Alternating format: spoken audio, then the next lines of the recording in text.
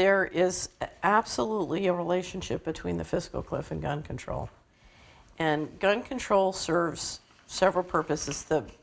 The leadership has been trying for many years to disarm the population. And we've seen throughout the sort of English-speaking world, we've seen that happen in many other countries. And the effort to disarm the population here is very significant.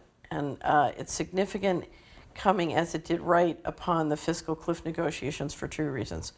One is if you look at what has to happen in terms of reducing spending and or increasing taxes and changing the financial operations of the country, given the dependency of the general population, I think that the leadership is very sensitive to the fact that we have not been running the federal finances according to the law.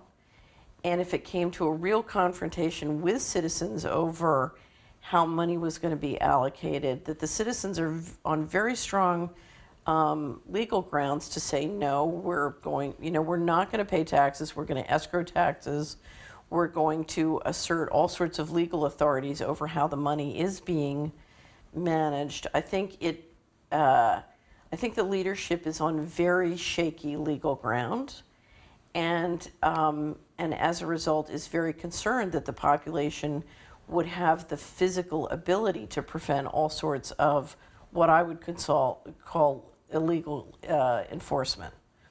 So frankly, taxation always comes down to enforcement, and given that the federal government is really on shaky legal grounds, I think that this really is a power play. They want to strip the population of their arms as protection when they come to enforce taxes in what is a real legally shaky situation.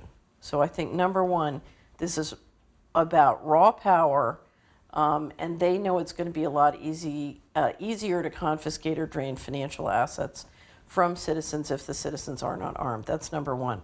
But number two, it's also a great divide and conquer tactic. We've seen over the last, for decades now, serious effort by the media and the government to divide and conquer the population in a variety of ways. And gun control really does divide, particularly the coastal areas from the rural areas in the middle of the country. So the importance and value of having guns is different in different areas of the country, and the feelings about guns are very different. But this is a topic that can really divide the population tremendously. And right now is a time when the government does not want citizens getting together and collaborating on financial issues. And so any issue that's very emotional and that will divide the population in a variety of ways keeps them distracted and talking about gun control, as opposed to, oh, we have a financial problem and we need to deal with that financial problem. So I think part of it is divide and conquer, but the other part is the government really wants to put themselves in a position of enforcing draconian financial measures, despite the fact that they're running their financial house outside the fundamental constitutional and laws related to financial management.